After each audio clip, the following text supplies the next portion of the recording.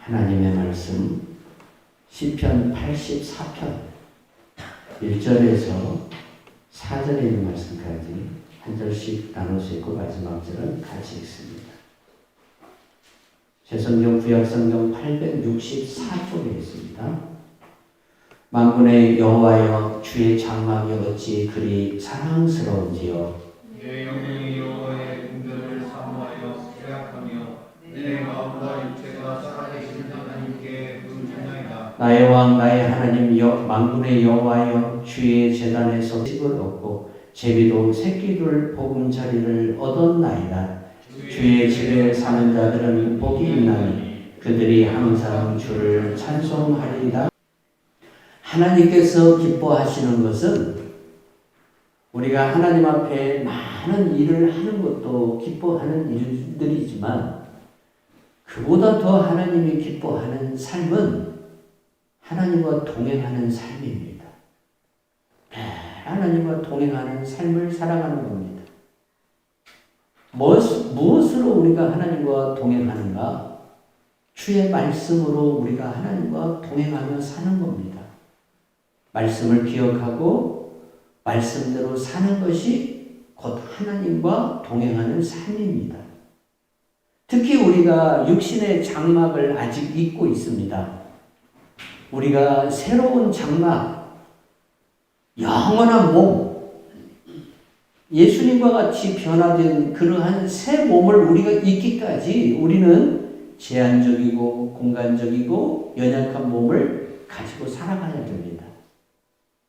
이 장막을 입고 우리가 살아갈 때까지 또한 우리가 영원한 아버지의 처소에 들어가서 아버지와 함께 영광을 누리는 그 영원한 시간까지 우리에게 있어서 가장 중요한 것은 뭐냐면 하나님 아버지와 동행하는 겁니다.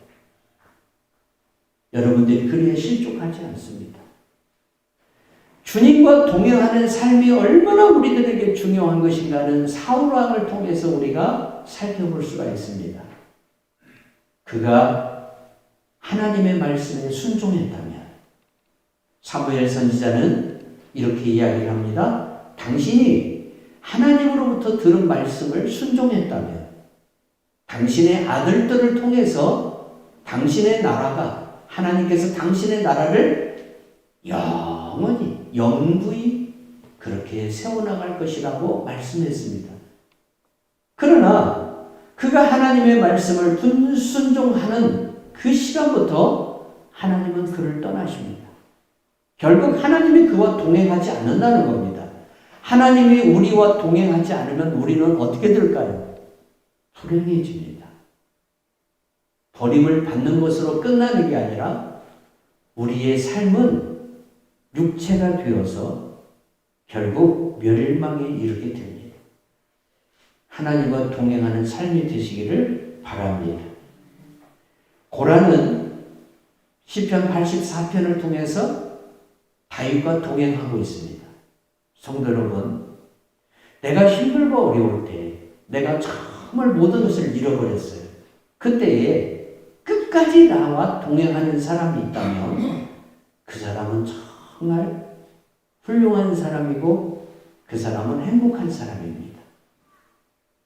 여러분 주변에 신앙의 동역자들을 여러분들이 교제할 때에 그런 분들과 교제하시기를 바랍니다. 끝까지 나와 함께 기도로 같이 갈 사람들. 내가 잘 되고 내가 풍성할 때만 나와 함께하는 사람이 아니라 내가 모든 것을 잃어버렸을 때 지난 시간에 우리가 다윗의 모습을 고라 자손을 통해서 살펴봤죠. 창백해졌다고 그랬어요. 아무런 소망이 없다고 그랬어요. 다시 예루살렘 궁정으로 돌아갈 소망이 없어요. 아들에게 쫓겨서 요단강을 건너 동편으로 도망가는 그의 모습은 얼굴이 매우 창백했어요. 아무런 인생에 이제 소망이 없는, 더군다나 다윗이 그때 당시에는 나이가 많이 들었을 때잖아요. 여러분 젊었을 때는 넘어져도 일어날 가능성이 90%지만 사람이 특히 남자분들이 50이 넘거나 60이 넘어서 넘어지면 다시 일어날 수 있는 가능성이 20%로 줄어들어요. 그만큼 힘든 거예요. 아들에게 권좌를 빼앗겼어요. 이스라엘 백성들은 다 이제 압살롬을 칭송하기 시작하고 다윗에게 돌을 던지면서 저주를 받은 자라고 하면서 손가락질을 합니다. 조롱을 합니다. 그때에 고라의 후손들이 다윗과 동행합니다. 여러분, 다윗은 불행한 사람이 아니라 행복한 사람입니다. 정말 내가 힘들고 어려울 때 나를 위해서 금식하며 나를 위해서 처리하면서 나를 위해서 주야로 하나님 앞에 부르짖을 수 있는 사람이 여러분 주변에 몇 명이나 됩니까? 한번 살펴보시기 바랍니다. 만약에 그런 분들이 여러분들에게 있다면 그분들을 소중하게 여기십시오. 정말 소중하게 여겨야 됩니다. 그 사람들이 많고 적고가 문제가 아닙니다. 그 사람들이 여러분들에게 있다면 고라와 같은 사람, 다윗에게 동행했던 고라와 같은 사람이 여러분들에게 있다면 여러분은 행복한 사람입니다. 그리고 그 사람을 소중하게 여기십시오. 왜 그럴까요?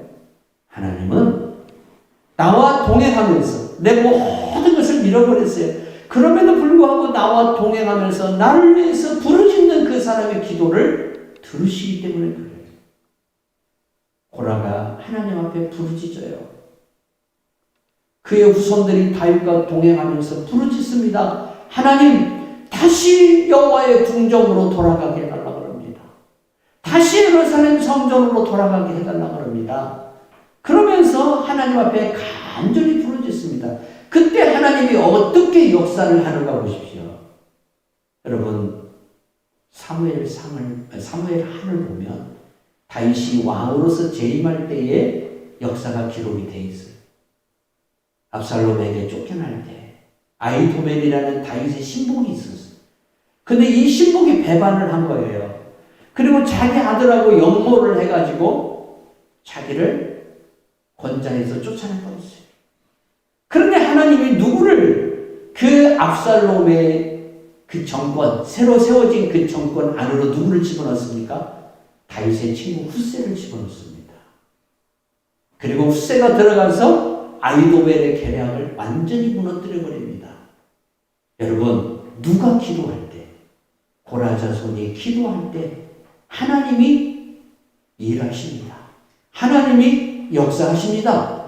다윗을 다시 돌아오도록 하게 하기 위해서 하나님께서 후세를 통해서 아히도벨의 계략을 다 무너뜨려 버립니다. 이게 하나님의 역사입니다. 성도 여러분, 그래서 우리는 부르짖어야 됩니다. 하나님께 부르짖어야 되는데 어떻게 부르짖고 있습니까? 오늘 읽은 본문의 3절, 4절 한번 보세요. 나의 왕, 나의 하나님, 만군의 여호와여, 주의 제단에서 참새로 제집을 얻고 제비로 새끼들 보금자리를 얻었나이다. 참새. 이스라엘 사람들이 가장 미천하게 여기는 새 중에 하나가 참새예요. 가장 미천해요. 우리식으로 이야기한다면 성경에 나오는 소경들과 같은 삶을 살아가는 사람을 표현할 때 참새라고 표현을 하는 거예요. 근데 이 참새도 뭐가 있다는 거예요? 제 집이 있다는 거예요. 근데 지금 나나 다윗이나 제 집이 없다는 거예요. 지금 광야로 쫓겨나서 제 집도 없이 살아가고 있다는 거예요. 두 번째 거론하는 공중나는 새가 뭡니까? 제비입니다.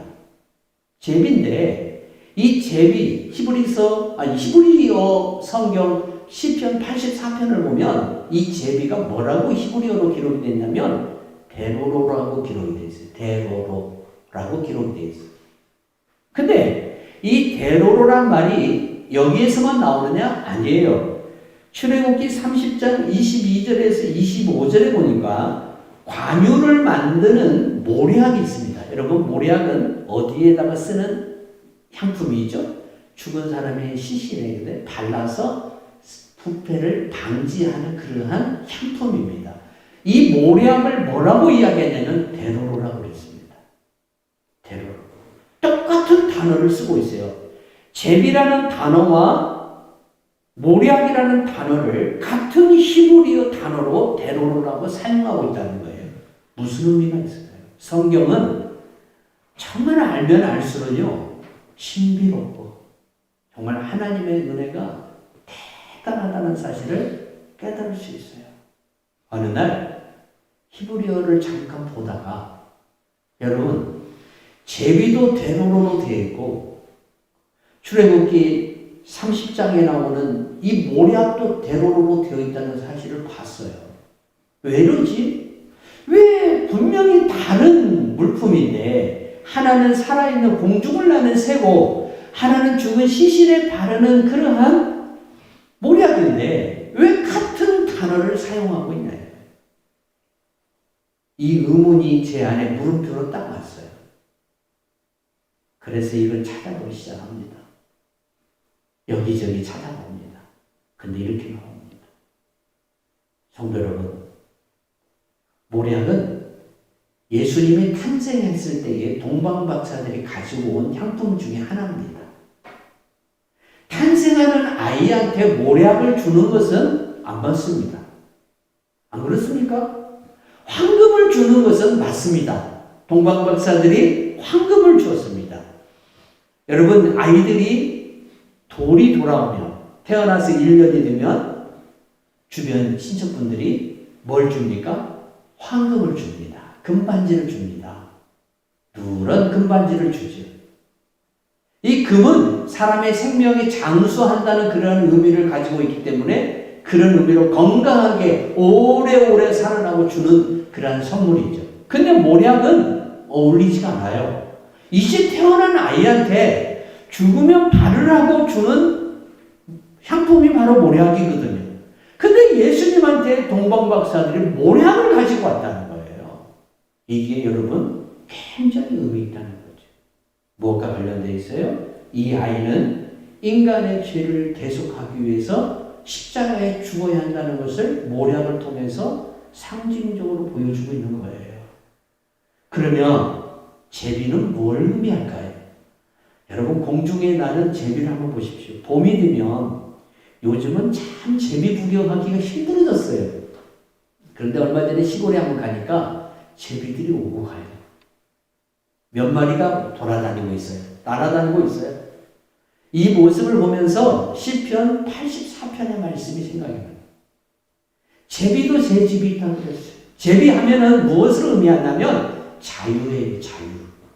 이곳저곳 자기 가고 싶은 대로 가는 거예요. 빠르게 나를 수도 있고 조금 또 천천히 나를 수도 있어요. 제비는 곧 무엇을 상징하냐면 자유예요, 자유.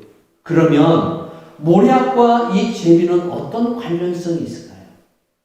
예수 그리스도의 십자가의 죽으심으로 예수 그리스도의 십자가의 죽으심으로 우리가 하나님으로부터 뭘 받았습니까? 해방을 받았다는 겁니다. 로마서 8장 1절은 그걸 이렇게 선언하고 있습니다. 이제 우리에게는 죄와 사망의 법이 끊어지고 생명의 성령의 법으로 말미암아 우리가 살아가는 존재들이 되었다는 거예요. 더 이상 우리가 죄의 구속을 받지 않는 존재들이 됐다는 거예요. 우리가 자유함을 입었어요. 이제 진정으로 우리가 자유한 자들이 되는 거예요. 죄로부터 해방이 됐어요.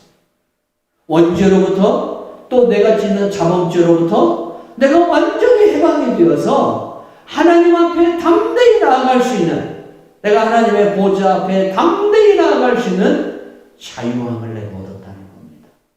성도 여러분, 구약에서 하나님 앞에 나간다는 것은 죽는 일이나 다를 바 없습니다. 모세가 하나님을 보고 뭐라 그랬습니까? 내가 이제 하나님 앞에 범죄를 했다고 그랬어요. 보는 것 자체가 범죄였어요. 이사야 선지자가 성전에서 하나님을 보고 이제 나는 죽었다 그랬어요. 하나님을 가끔 어떤 사람들이 보는 그러한 과정을 성경에 기록이 됐는데 하나님을 보는 사람들마다 하나같이 뭐라고 얘기합니까? 나는 이제 죽었다. 하나님 앞에 가까이 갈 수도 없습니다. 여러분, 하나님이 임재한 시내산에 동물조차도 접근하지 말라고 합니다. 내가 명한 모세만 올라오라고 합니다. 이렇게 엄격하고 대제사장조차도 1년에 단 한 차례 지성소에 들어가서 제사를 드리는데 제사를 드릴 때에 이 사람이 살아있는가 죽어있는가를 밖에 있는 사람들이 몰라서 허리에다가 바늘을 달아서 안으로 들여보냈어요.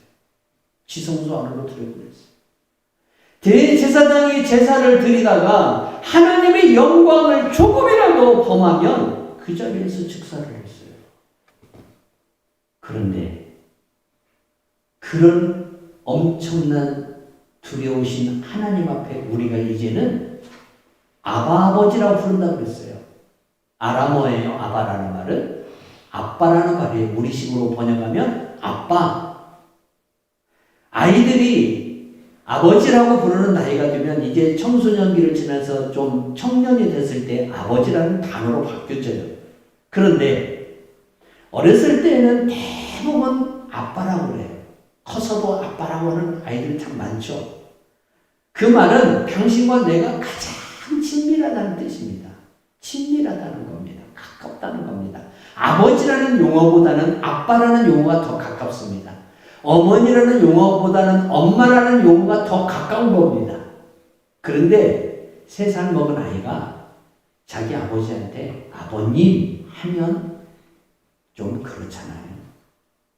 유교국가에서는 그게 가능할지 몰라도 여러분 하나님을 믿는 하나님의 백성들이 하나님을 부를 때에 전하 혹은 왕이시여 이런 용어보다는 아빠 아버지 아빠 아버지라고 부르는 그 용어가 가장 가까운 하나님과 나와 관계를 묘사하는 단어라는 사실입니다. 우리가 이렇게 하나님 앞에 가까워졌고 하나님과 친밀해졌고 하나님이 내 안에 계시고 내가 하나님 안에 거시는 그러한 관계로서 우리가 살아갈 수 있는 은혜가 무엇 때문일까? 그리스도 예수가 십자가에서 자기 몸을 희생함으로 우리가 하나님 앞에 담대히 나아갈 수 있는 휘장이 위에서 아래로 찢겨져서 이제 우리가 하나님이 거하시는 지성소 안으로 담대히 무엇을 힘입어서 그리스도 예수의 보혈을 힘입어서 들어갈 수 있는 담력을 얻은 거예요. 믿음의 담력을 얻어서 이제 하나님을 아빠라고 부르게 되는 거예요. 성도 여러분, 우리에게 이 은혜를 주시려고 주님이 오신 거예요.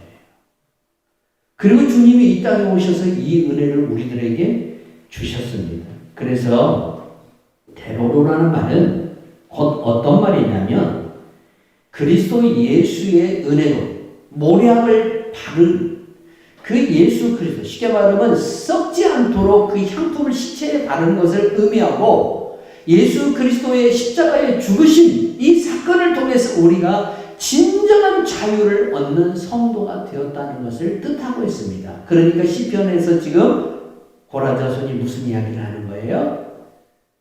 이 자유를, 예전에 우리가 가졌던 이 자유를 다시 우리에게 회복시켜 달라는 거예요. 성도 여러분, 옛적에 내가 자유로웠던 그 삶을 이 이후에도 우리가 자유롭게 살아가려면 어떻게 할까? 내 생활이 구속되지 않고 내 생활이 어딘가에 억압되지 않고 눌리지 않고 정말 우리 주 안에서 자유로움을 느끼고 살으려면 여러분 안에 주의 말씀이 충만하시기를 바랍니다. 말씀은 모략입니다. 왜 그러냐? 여러분의 이 장막, 첫 번째 장막이 그대로 내버려 두면 썩어지고 부패합니다. 무슨 이야기냐면 영적으로 썩어지고 부패해진다는 겁니다. 말씀이 내 눈을 통해서 내 안으로 먹어지지 않고 말씀이 내 안에서 되새김질 되어지지 않고 말씀이 내 생활에서 왕성히 역사되지 않으면 육신의 생각과 육신의 습관들과 육신의 것들이 나를 어떻게 해요? 하나님 앞에서 자꾸 죄짓게 만들어요. 썩어지게 만든다 이 말입니다. 그러니까 자유함이 없는 거예요. 주님이 뭐라고 그랬어요? 진리가 너희를 자유케 하리라고 했어요. 말씀은 곧 모략이에요. 내가 썩어지고 부패되는 것을 막아줘요. 그래서 내가 하나님 앞에서 계속해서 상자로서 살아가게 만드는 거예요. 레위기에서 25장 10절에 보니까 희년에 대해서 나와요. 50년째가 되면 희년이 됩니다. 이스라엘 백성들이 50년마다 희년이 돌아오는데 이 희년이 돌아올 때마다 자기 집에 종되었던 사람들을 다 풀어줘야 됩니다. 다 해방시켜줘야 됩니다. 이게 희년입니다. 성도 여러분, 우리들이 죄에 매여 있었습니다. 죄의 종로로 타고 있었습니다. 그래서 사단이가 우리를 함부로 하는 겁니다. 사단이가 우리를 자기 맘대로 하는 이유가 뭡니까? 죄 때문입니다. 죄 때문에. 이 죄가 우리를 그렇게 만들어 온다는 사실입니다. 그런데 이 죄로부터 나를 해방시켜서 나로 하여금 하나님 앞에서 아버지라 부르고 산자의 하나님을 바라보며 믿음 안에서 살 수 있도록 해주는 것이 무엇이냐? 바로 말씀이에요. 말씀. 하나님의 말씀. 이 말씀이 내 안에서 자꾸 묵상되어져야 돼요. 암송되고 여러분들이 자꾸 읽어야 한다는 거예요. 그래야 돼요. 주일날 올 때에 요즘 미세먼지 참 많죠? 여러분 성경책 위에 미세먼지 많지 않기를 바랍니다. 주일날 오는데 성경책 내가 어디다 뒀더라? 이런 분들이 되지 않기를 바랍니다. 제발 말씀 묵상하시고 말씀 암송하시고 말씀대로 사십시오. 말씀을 그렇게 해야 내가 거룩해질 뿐만 아니라 말씀의 역사가 나타나요. 말씀대로 안 살면서 말씀의 역사가 나타나요. 축복이 내게 나타나기를 원한다면서 그게 잘못된 내 생각이라는 사실을 알아요. 내가 말씀으로 살 때의 말씀의 역사가 일어나는 거예요. 내가 믿음으로 살 때의 믿음의 역사가 일어나는 거예요. 내가 기도할 때 기도의 역사가 나타나는 거예요. 기도하지 않으면서 기도의 역사가 나타나기를 원하고 믿지 않으면서 믿음의 역사가 나타나기를 원하고 말씀대로 살지 않으면서 말씀의 역사가 나타나기를 원한다면 그것처럼 이기주의가 되어 있어요. 그런 신앙생활이 아니라 정말 우리가 하나님이 기뻐하는 믿음의 삶이 되시길 바랍니다. 진정한 해방을 달라는 겁니다. 지금 완전히 매여 있습니다. 아히도벨의 그 계략이 성공하면 다윗은 권좌에서 쫓겨나는 것으로 끝나는 게 아니라 죽음을 맞이합니다. 그래서 이제 어떻게 하라는 겁니까? 이 아히도벨의 계략이 헛되게 하고 이들의 모든 이 억압과 이 방해가 다 무너지게 해달라는 겁니다. 그렇게 지금 하나님 앞에 부르짖으며 기도할 때에 고라자손이 제비 이야기를 하는 겁니다. 대로로 구약의 관유를 만드는 모략을 통해서 그 백성들의 죄를 사했듯이 하나님께서 이 제비가 공중을 자유롭게 돌아다니는 이러한 자유함을 다시 우리들에게 또 다윗에게 부어달라는 겁니다. 살다 보면 우리가 뭔가에 매일 때가 있습니다. 뭔가에 매일. 사람을 잘못 만나서 매일 수도 있어요. 혹은 내가 물질의 어떤 문제로 인해서 매일 수가 있습니다. 성도 여러분, 사단은 이걸 통해서 우리의 신앙을 자꾸 누르고 우리가 자유함을 누리지 못하게끔 만들어버립니다. 이것으로부터 우리가 해방되는 길이 어디에 있을까요?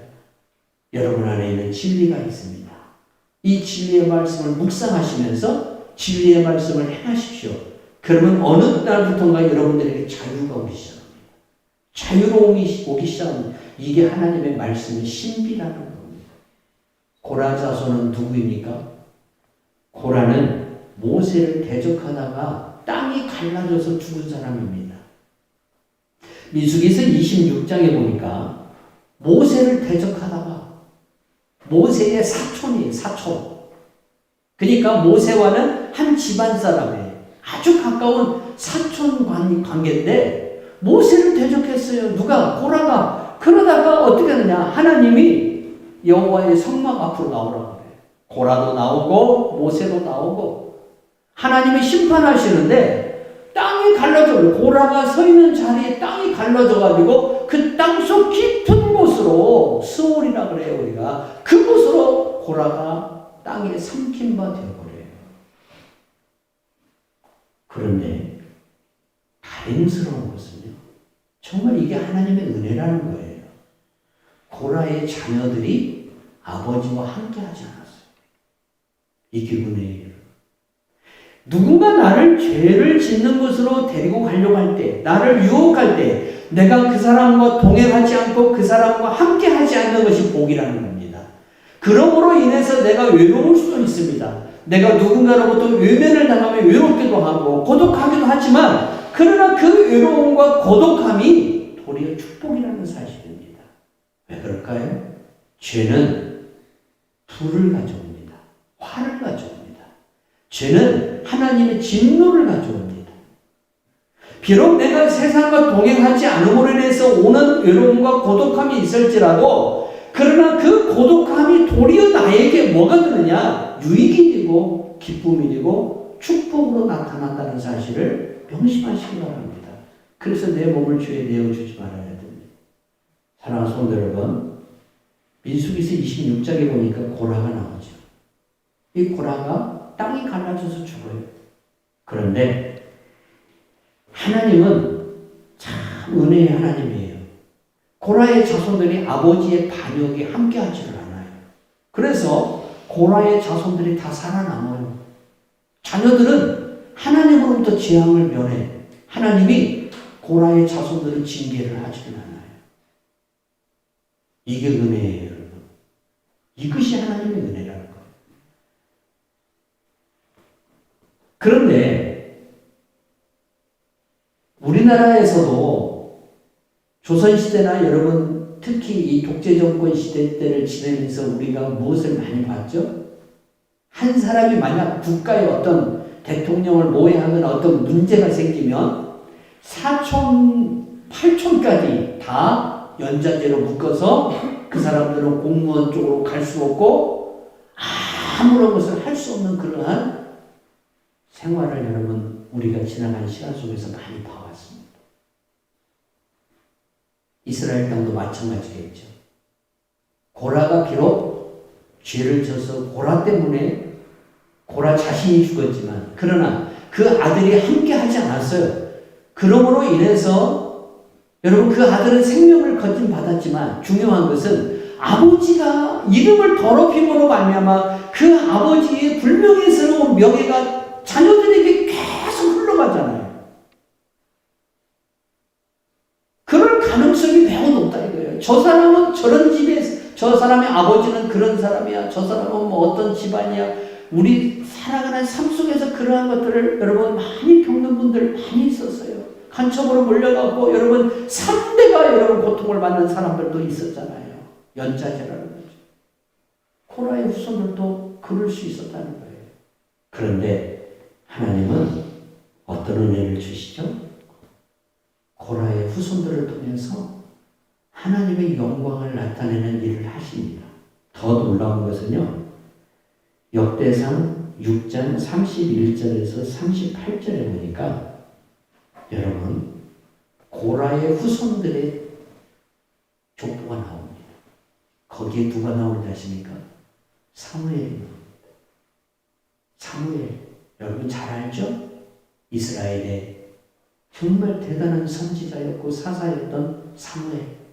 사울을 왕으로 세웠고 다윗을 왕으로 세웠던 이스라엘의 정말 기둥 같은 선지자 사무엘이 누구의 후손이냐면 고라의 아들 중에 고핫이라고 했어요. 그 고핫의 후손들이에요. 사무엘이 곧 누구의 후손으로 오냐면 고라의 후손으로 와요. 무엇을 의미할까요? 이것이 바로 내 모습이라는 거예요.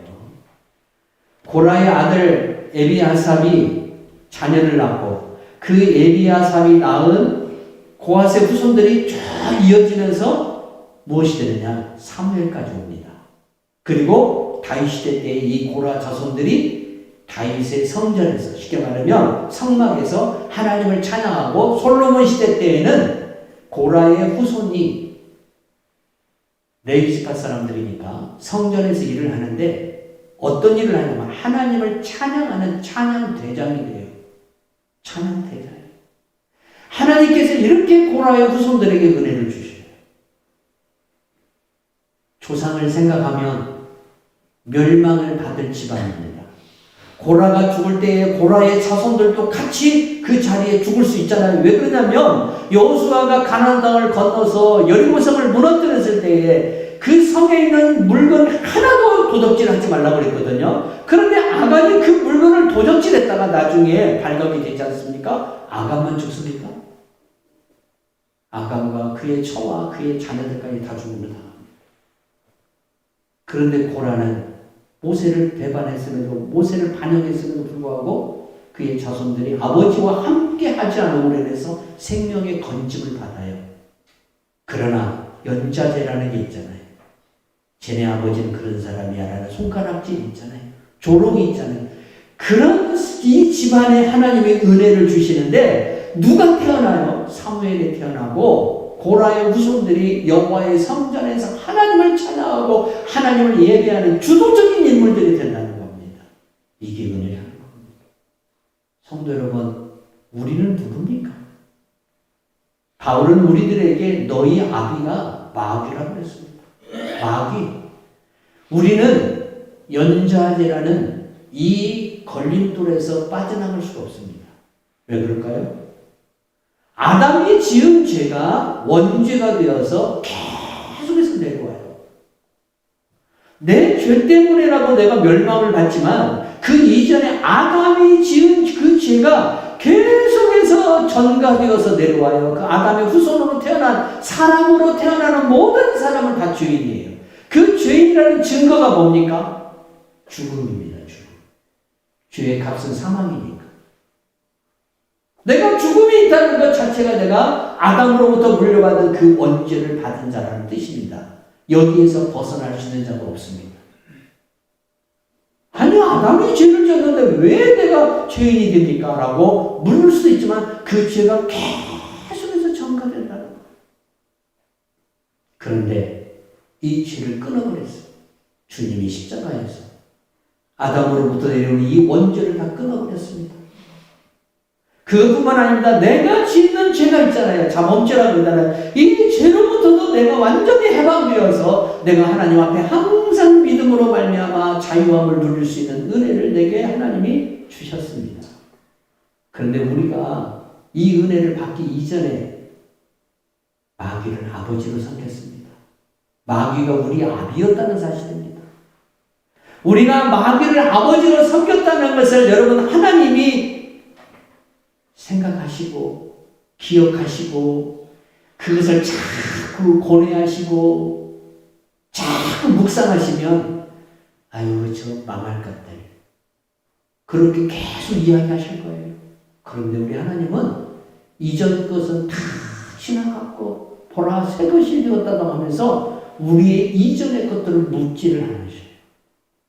다 우리의 몸을 흰 양털처럼 흰 눈처럼 깨끗게 하시는 하나님이십니다. 우리가 고라 자손하고 똑같은 사람이라는 겁니다. 조상이 지은 죄로 본다면 같이 연자제로 다 죽음에 이르러야 되고 멸망의 자손이 되었지만 우리 또한 과거에 마귀를 아버지로 섬겼던 사람들이고 죄를 밥 먹듯이 지었던 사람들인데 그러한 우리들을 하나님 아버지께서 어떻게 하십니까? 다 용서하시고 당신의 자녀 삼으시고 당신의 성전에서 하나님 앞에 영원한 자녀로서 살아갈 수 있는 은혜를 주셨는데 그 성전이 바로 우리 몸이라는 겁니다. 이 몸입니다. 교회당 건물이 성전이 아니라 여러분의 몸이 성전입니다. 이 성전 안에 주님이 오셔서 나와 함께 나누시고 밀접하게 나와 함께 교제하시면서 나와 함께 먹고 마시고 더불어 즐거워하신다는 겁니다. 여러분 우리를 그런 사람으로 만들어 주셨다는 겁니다. 이 은혜를 시편 8편에서 다윗은 뭐라고 이야기합니까? 사람이 무엇이간데 인자가 무엇이간데 주께서 저를 생각하시고 저를 권고하시나이까? 라고 말씀하고 있어요. 내가 뭔데? 내가 뭐냐 이거예요. 마귀를 쫓아갔던 사람들, 마귀짓을 했던 사람들, 마귀를 아버지로 섬기면서 죄를 밥 먹듯이 졌던 우리들을 하나님께서 고라 자손처럼 우리를 사랑하시고 주의 성전에서 내 안에 오신 성령님과 함께 영원히 주님을 찬미하면서 주님과 동행하는 은혜를 내게 주셨다는 겁니다. 할렐루야.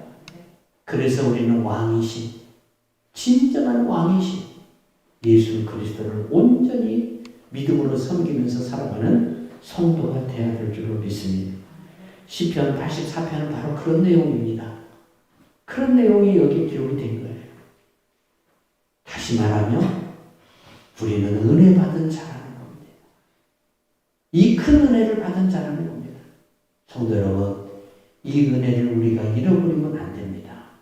이 은혜가 여러분들에게 상실되지 않기를 바랍니다. 다윗이 왜 그 큰 은혜를 잠깐 동안이나마 고통 속에서 잃어버려야 되었습니까? 그의 죄값 때문에 그렇습니다. 그의 죄값 때문에. 우리아의 아내 밧세바를 취한 그 죄값이 다윗에게 이런 고통을 찾아왔다는 겁니다.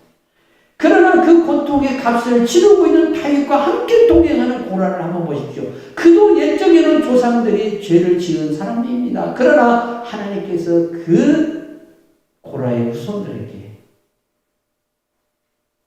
하나님 전에서 영원히 살 수 있는 은혜를 주었듯이, 다윗에게 다시 회복의 은혜를 주었듯이 오늘도 하나님께서 여러분들에게 이 은혜, 시편 84편의 이 축복의 역사가 넘치기를 주 예수의 이름으로 축원합니다.